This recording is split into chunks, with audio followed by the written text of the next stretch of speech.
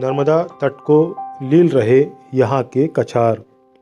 घाटों तक नहीं पहुँच पा रही नर्मदा की धारा, रुके हुए पानी से बढ़ता जा रहा प्रदूषण।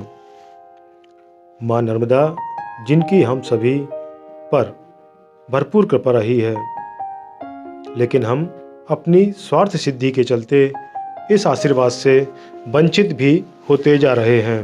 कुछ लोगों की अनदेखी का खामियाजा उन सभी श्रद्धालुओं को भुगतना पड़ रहा है जो माँ रेवा में न केवल श्रद्धा रखते हैं, बल्कि दोनों समय उनके दर्शन एवं जल का आचमन करना चाहते हैं।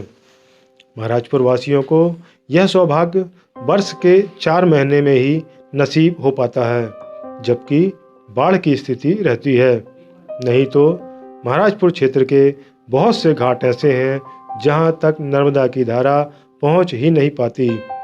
अब श्रद्धालु दर्शन करे भी तो कैसे, और जल का आचमन भी कैसे करे। घाट तक जल न होने से आसपास प्रदूषण की स्थिति भी बदतर होती जा रही है। दादा धनीराम जी समाधि स्थल, जहां देश और विभिन्न प्रदेशों के श्रद्धालुजन आते हैं, लेकिन वे नर्मदा जल के आचमन को तरस जाते हैं। इस घाट के लोगों को स्नान करने के लिए भी नर्मदा के इस तट पर आना पड़ता है। इस अनदेखी की वजह इस ओर बनाए जाने वाले कछार हैं, जिनका रकबा वर्ष प्रतिवर्ष बढ़ता ही जा रहा है। इन्हीं कछारों के चलते अब नर्मदा जल इस ओर के वासियों के लिए दुर्गम होता जा रहा है।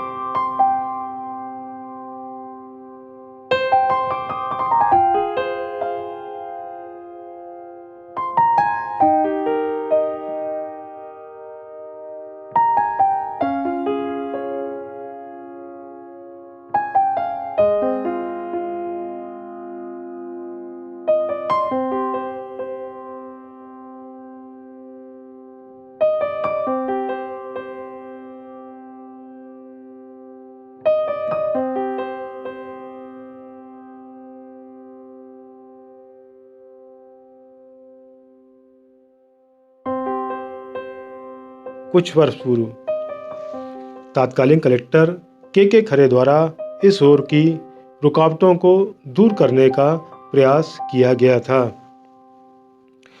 और जलधारा यहां तक लाने एक सफल मुहिम चलाई गई थी। लेकिन उनके बाद कोई भी अधिकारी इस ओर गंभीर नज़र नहीं आया। कछार वालों का कहना है कि ये कछार उनकी मालिकाना भूमि में है, यह समझ से भी परे है, जबकि शासन द्वारा नर्मदा तट के दोनों ओर की भूमि को जनहित में सुरक्षित रखने की बात कही जाती रही है। अब तो यहाँ के जनप्रतिनिधियों को ही इस अव्यवस्था का कोई स्थायी निराकरण खोजना होगा, अन्यथा दिनों दिन छोटी होती धारा हमारे लिए कहीं अभिशाप न बन जाए। इन दिनों स्वच्छता सर्वेक्षण के तहत कार्यक्रम भी चलाए जा रहे हैं। नर्मदा तट पर बड़े बड़े अक्षरों में स्वच्छता सर्वेक्षण का संदेश को लिखा दिया गया है, लेकिन नर्मदा के इस तट पर व्याप्त गंदगी की चिंता कौन करेगा, यह बताने वाला कोई नहीं। क्या ऐसे ही स्वच्छ होगा हमारा नगर? यह एक बड़ा प्रश्न है। हर हर नर्मदे।